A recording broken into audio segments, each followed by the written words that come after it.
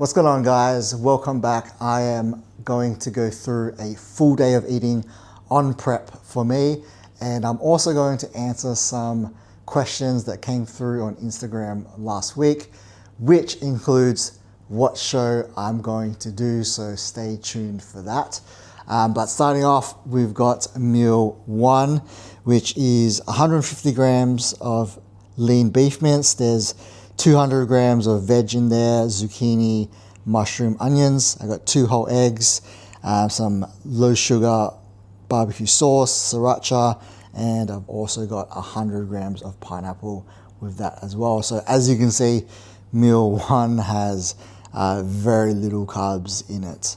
So I just finished a chest and back workout, preparing my second meal of the day. So what I have is 170 grams of cooked lean beef mince. There's 125 grams of green beans in there. And then I'm also going to do 300 grams of cooked white rice, which I made fresh this morning.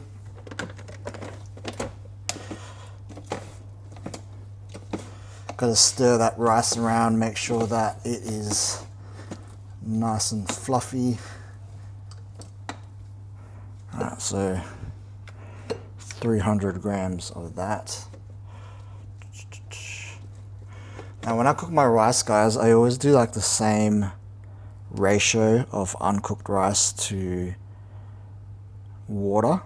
Me personally, I do like a 1 to 1.5 ratio. It just allows me to try to keep things as consistent as possible. Now, if you want to be like super accurate, it's best to actually just weigh your rice raw, but I ain't got time for that. Plus, it's just easier to cook things in bulk and with the misses as well. Don't want to overcomplicate things. So as long as you're keeping things as consistent as you can, it really shouldn't matter too much here. Cool. Alright. So I'm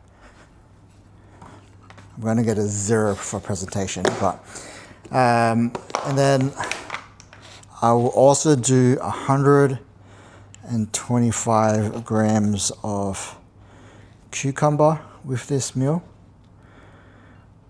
So that's in total 250 grams of veg that I have in this meal. Really important when you're, well, really important in general. Whoops, too much. Bit distracted talking to you guys. There you go. Yeah, really important in general to eat your fruit and veg, but of course during a competition prep, we want to make sure that we are staying nice and satiated, so veggies are going to help with that.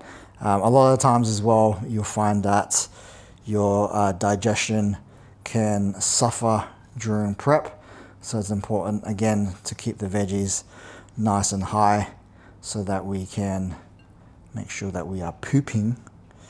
A little bit of spring onion, a little bit of chilies.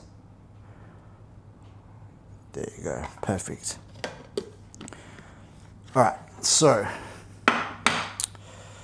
I also will have some soy sauce with this meal. Now, at this current point in time, I am tracking everything, so all my sodium. So I'm gonna have, I'll hopefully get it as close as I can, to 5 grams of sodium. 5 grams of soy sauce. 4, come on, give me 5.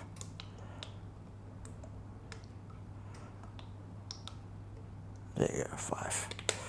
Cool. And then I'm also going to do 10 grams of sriracha.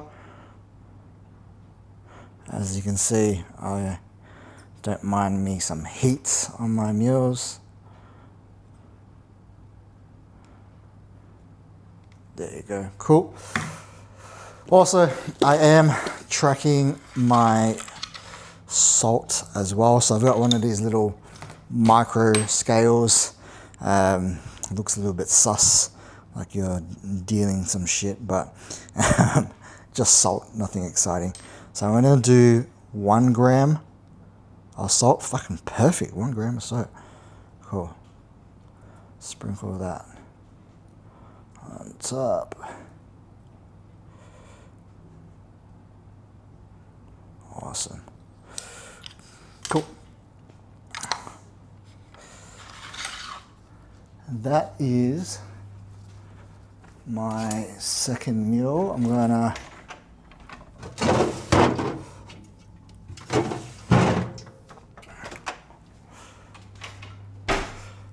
have 0 sugar Sunkist. Absolutely nothing wrong with using some sugar-free soft drinks. Nice way to keep you satiated and obviously gives you some sweetness. Now, something that I ran into a problem with was I love Pepsi Max. I think it's the best sort of like 0 sugar soft drink, but because I was getting like really hungry, I was drinking maybe like 2, sometimes 3 of them.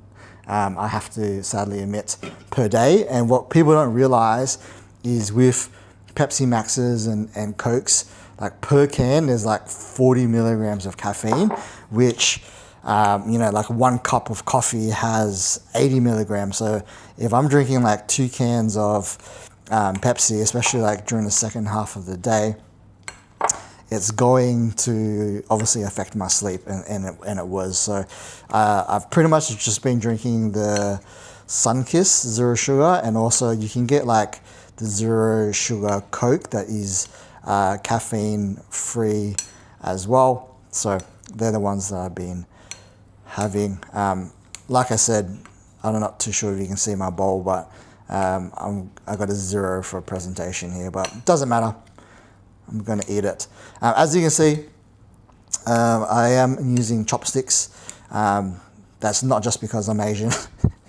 It is to help me slow down the eating so that I can savor my food instead of scoffing it down. So I'm going to enjoy this, probably watch some YouTube, and then after that, I'm going to answer the questions that I got from Instagram. So I'll see you back for that. All right, so what show am I gonna do? This is a bit of a long-winded answer because I wanted to give you guys the full background of it. I'm obviously coming out of retirement. This is my first show in 6 years, and I'm 34 now. So I know that me coming back has a limited time frame with that, and there are a bucket list of shows that I really want to do before I end up retiring yet again. Last year I had the opportunity to go to Japan for holiday, and I absolutely loved the culture, I loved the place, I loved the people, and I told myself that I really wanted to come back and do a show in Japan, which just made sense to me because the last few pro shows that I did were in America and Canada, and I never competed in Asia before. So Tokyo Pro is what I was gunning for, or what I am gunning for. When I started prep this year, I had a look at the calendar. The Tokyo Pro is November 24th. And obviously it doesn't make sense to just prep for one show. You'd ideally want to do 2 or 3 maybe. So I had a look at what shows were either before and after Tokyo, and there was actually a show in Hawaii 1 week before Japan, and I thought that would be a good idea. Hawaii always wanted to go to, plus me being from Australia, I could fly over to Hawaii, do that show, and then fly over to Japan the week after to do that. So that was the plan. Had booked my flights, booked my accommodation, started preparing for that, and then the Hawaii promoters decided that they would take Classic Physique off the show which was frustrating and annoying. So plan pivoted, had a look at the calendar, and there was actually a show 1 week prior to Japan in China, which made a lot of sense. Like, China obviously very close to Japan. I would just do that. I'll fly to China, compete there, fly over to Japan, compete there, nice and easy. And then about 3 to 4 weeks ago, the Chinese promoters were actually kicked out of the IFBB. So that show obviously got pulled off the table. Which then led me to obviously having to look at the calendar yet again. Now, I looked at shows in Asia that I really wanted to do around that time. There was a show in Taiwan 2 weeks after Japan, and there was a show in Korea which was 7 weeks before Japan. Now, the Korea show is a show that had always been in the back of my mind. They run the Asian Grand Prix, which growing up was a awesome show to watch. Like, back in the day, it used to be post-Olympia. You would have guys like Flex Lewis, David Henry, Hidetada compete, and it just looked like an amazing show. The only problem was it was 7 weeks before Japan, and I didn't know if I would have enough time to get ready for that. And then also on top of that, I have a urgent kidney surgery that I need to do, which I have touched on in my last YouTube video. So if you want to know more about that, please go watch that. So time wasn't on my side either way. Like, I need to have the surgery. I was preparing for a show that's going to be mid to end of November. So I either got to continue prepping, do Taiwan 2 weeks after Japan, which will then push my surgery date back, or somehow be able to get ready 7 weeks early and do the Korea show. Had a discussion with my coach about it. We started to up the ante a little bit. At that point in time, we were actually running a bit of a maintenance period, but we cut that maintenance period a little bit early and then started pushing with condition.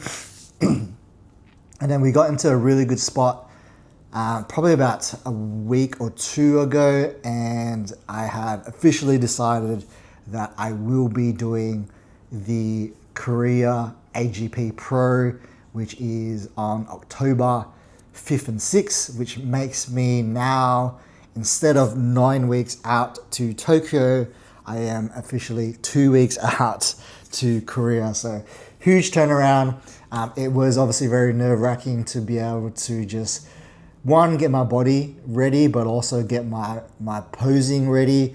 I haven't done a show in 6 years, so I really needed to refine my posing. At that time when we were looking at doing Korea, I hadn't even started my posing routine, so I had to start my posing routine. And honestly, I'm still working on it. Yeah, it's been tough, but that's the plan. I guess, pressure builds diamonds, and I will be doing the AGP Korea Pro in 2 weeks' time. So yeah, that's super, super exciting. And yeah, it'll be a nice, I don't want to say it's a warm-up show. It's a pro show at the end of the day, but it'll be nice to do that before Tokyo. So that will be the plan. I am officially doing the AGP Pro. Some other questions that I had asked on Instagram.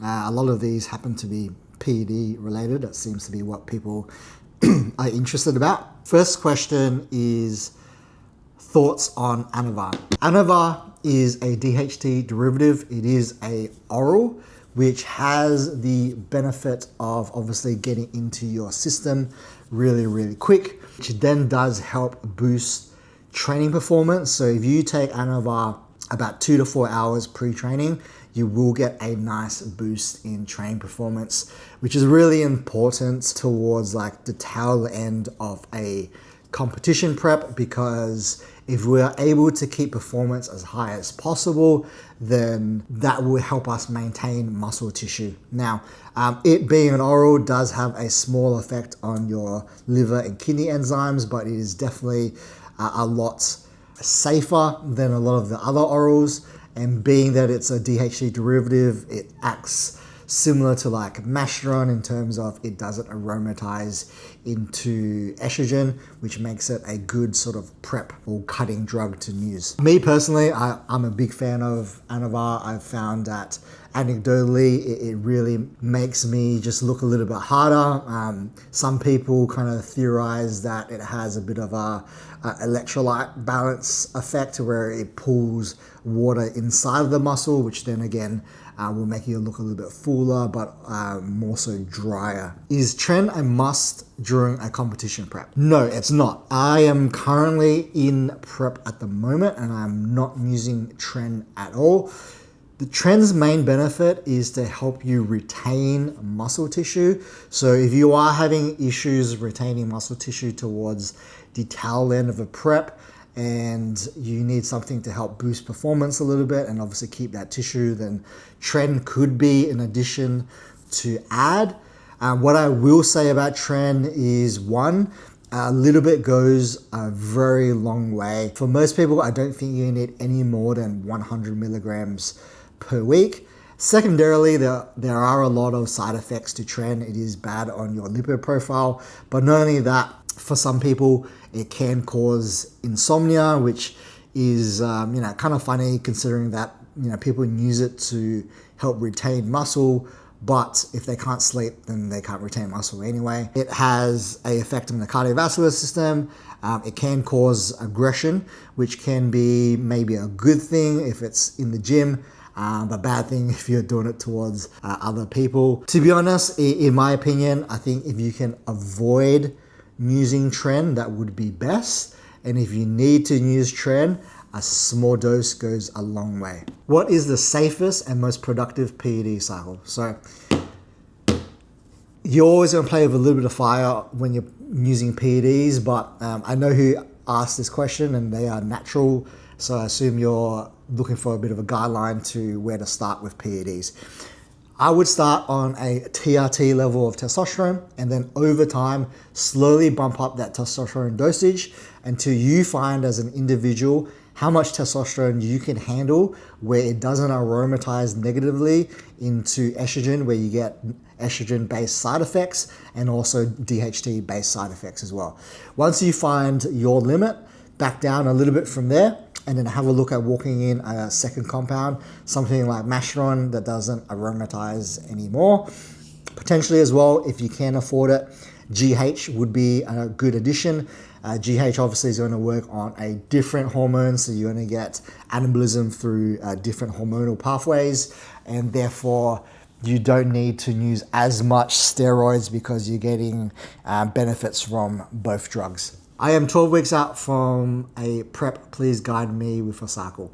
Obviously, this is like hugely context dependent, but testosterone wise, obviously use as much as you can handle. That's not going to negatively affect your estrogen and also your visuals. Have a look at using a second compound that's going to add anabolism that doesn't aromatize, something like Masteron. And then if you need it, you can use something like Clen in order to help you burn some body fat. If you need it through blood work, checking your thyroid levels, you can have a look at using T3, T4. And then towards the tail end of the prep, if you're having issues keeping performance high or retaining muscle tissue, you can have a look at using orals, something like Anavar or Winstrol, potentially some Tren, but I would try to avoid using Tren if that is possible. All right, something that is not PED related.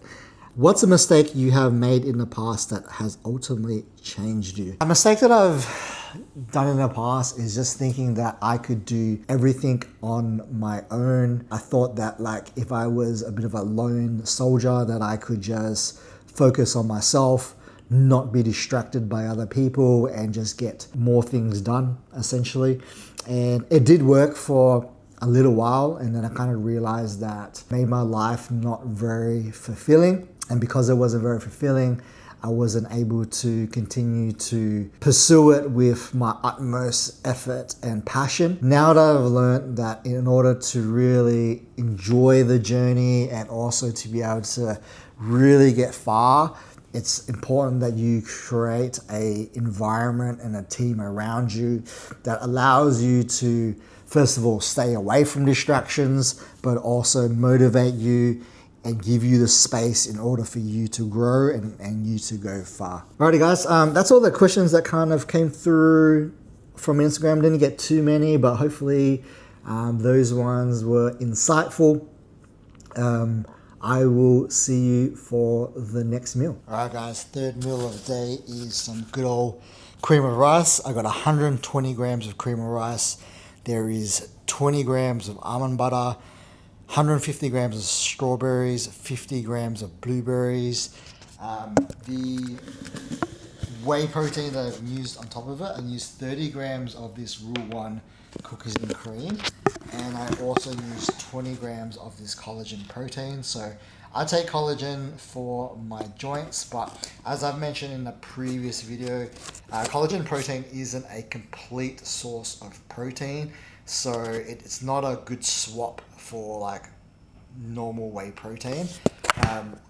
They are missing like a lot of like amino acids, including tryptophan.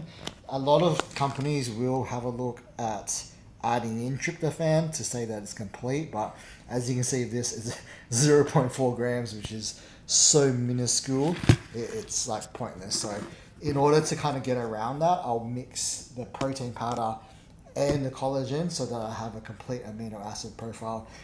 That I put on top of there with some salt and some cinnamon. I have showed you guys the recipe on how I make cream of rice in one of my previous other full day of eating, so if you're interested, go back and watch that. Alrighty guys, meal 4 of the day. I'm not too sure if you can see this, but I've got 225 grams of chicken breast, 200 grams of spudlight potato, which I have air fried in the air fryer, and then I have 250 grams of veg. There's some lettuce, carrot, and cucumber.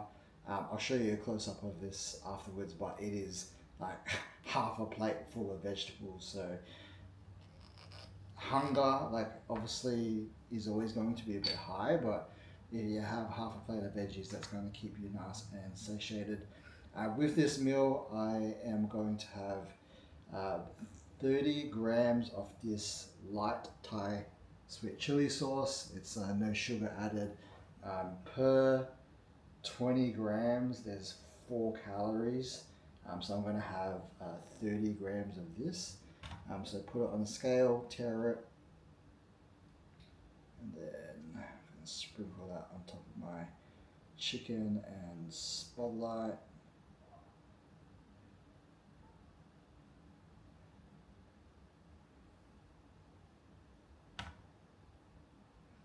Exactly, fucking mate, on point with that. And then I also am going to have 1 gram of salt with this as well.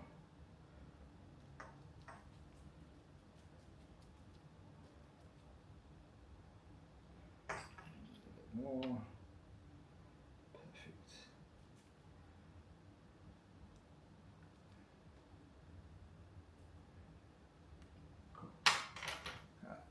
For this meal, there you go, the spotlight chicken, and look at that, half a plate full of veg.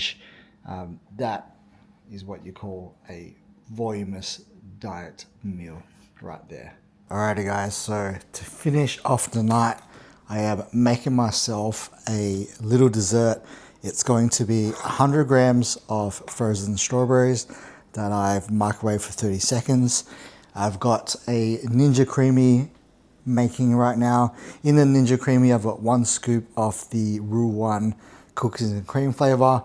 There's 250 mils of unsweetened almond milk and just a little bit of salt as well. Nothing else. I don't use any sweeteners or anything like that.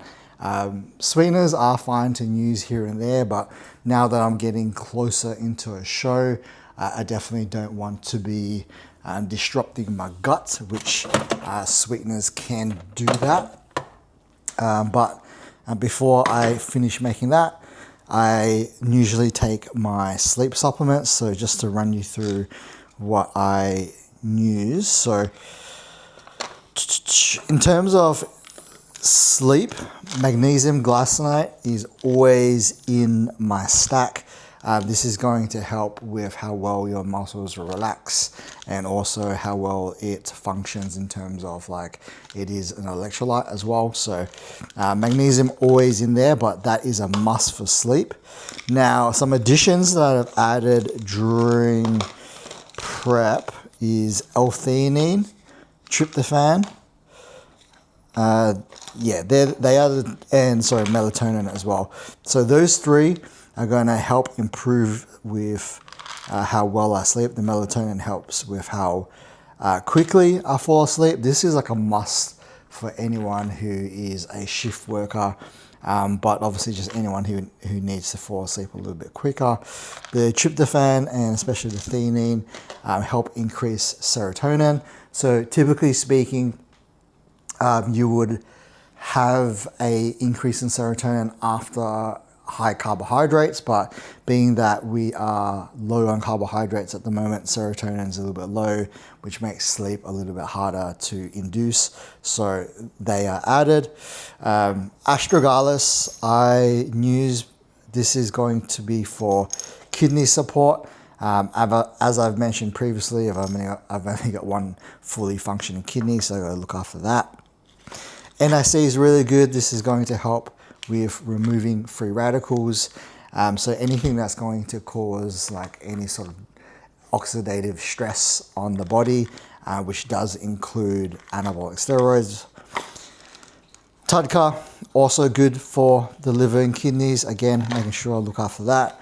And chromium is good for insulin sensitivity, so how well you tolerate carbohydrates. So that is my current nighttime, bedtime supplements.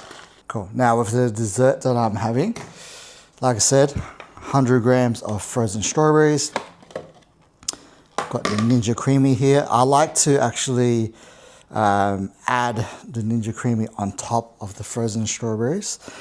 Previously, I was like sort of adding the strawberries into the ice cream itself and blending it, but I actually prefer to eat the frozen strawberries. Also adds like a little bit more volume, so just chuck that on top there. Now, I used to actually give people shit for using Ninja Creamies, but like obviously during an off season, there's no real point in doing this as you're trying to get like heaps of food in.